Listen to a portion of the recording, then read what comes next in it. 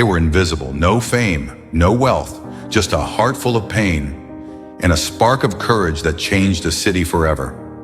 In a dusty corner of a small industrial town, Mina lived in a cramped apartment with peeling walls and a single flickering bulb. She was 34, a single mother of two, working double shifts at a textile factory. Her hands were rough from stitching fabric, her back ached from long hours, and her heart carried the weight of endless bills. Mina wasn't special, at least that's what she believed. She was just another face in a crowd of workers, struggling to keep food on the table for her children, Arjun and Priya. Life wasn't kind to Mina.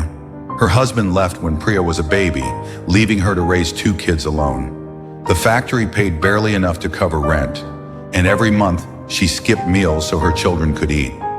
Socially, she was isolated. Neighbors gossiped about her struggles, whispering she was too weak to survive alone.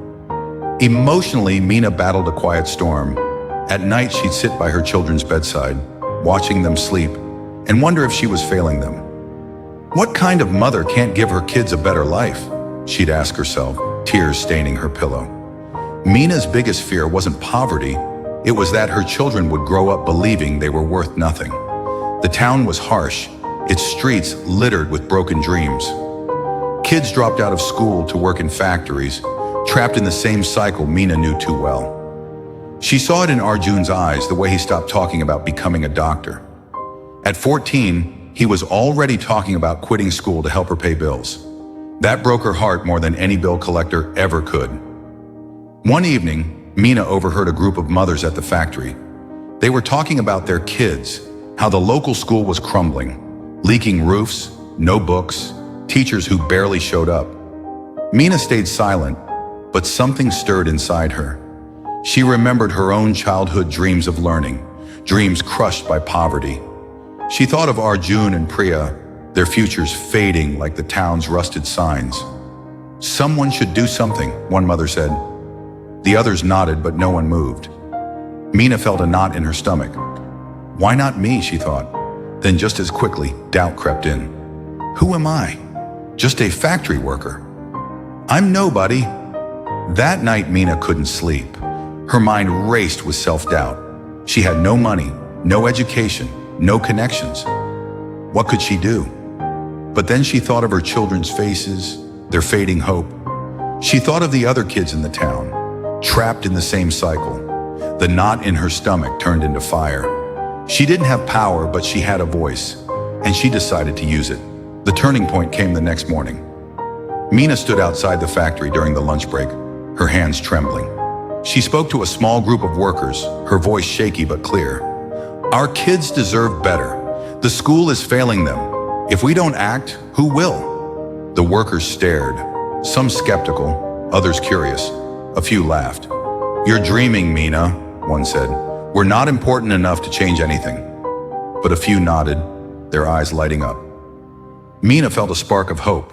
She started small. She organized a meeting at her apartment, squeezing 10 parents into her tiny living room.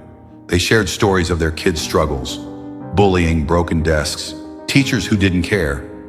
Mina proposed a plan. They'd raise money to fix the school. Nothing big, just enough for books, repairs, maybe a new teacher. The group agreed, but doubt lingered. What if we fail? One father asked. Mina didn't have an answer, but she said, if we don't try, we've already failed. The resistance came fast. The factory manager warned Mina to stop causing trouble. Neighbors called her naive, saying, you're just a single mother, focus on your own kids. Even her own brother told her to quit. You're embarrassing yourself, he said. Mina felt the weight of their words. Some nights she cried herself to sleep, wondering if they were right. But then she'd see Arjun reading a torn textbook or Priya drawing pictures of a better school. That kept her going. Mina and the parents started small but bold. They went door to door asking for small donations, 10 rupees here, 20 there. They held a bake sale in the market, selling homemade rotis and sweets. Mina used her factory breaks to write letters to local businesses, begging for support. Most ignored her. Some mocked her. A single mother fixing a school?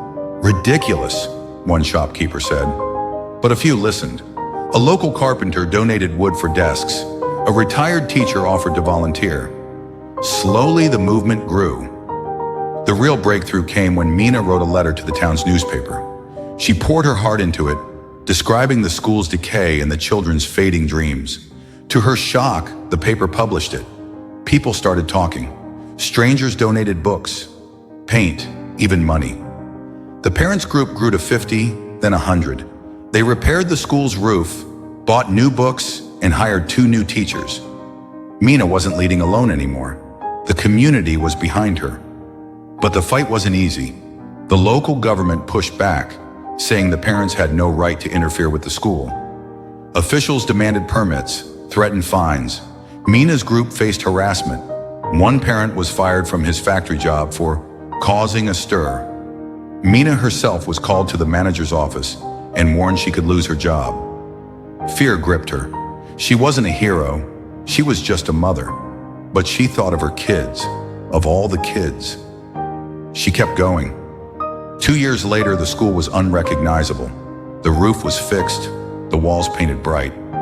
Kids had new books, and teachers showed up every day.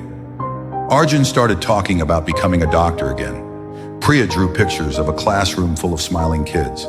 The town began to change too. Parents who once felt powerless started speaking up about factory conditions, water shortages, everything.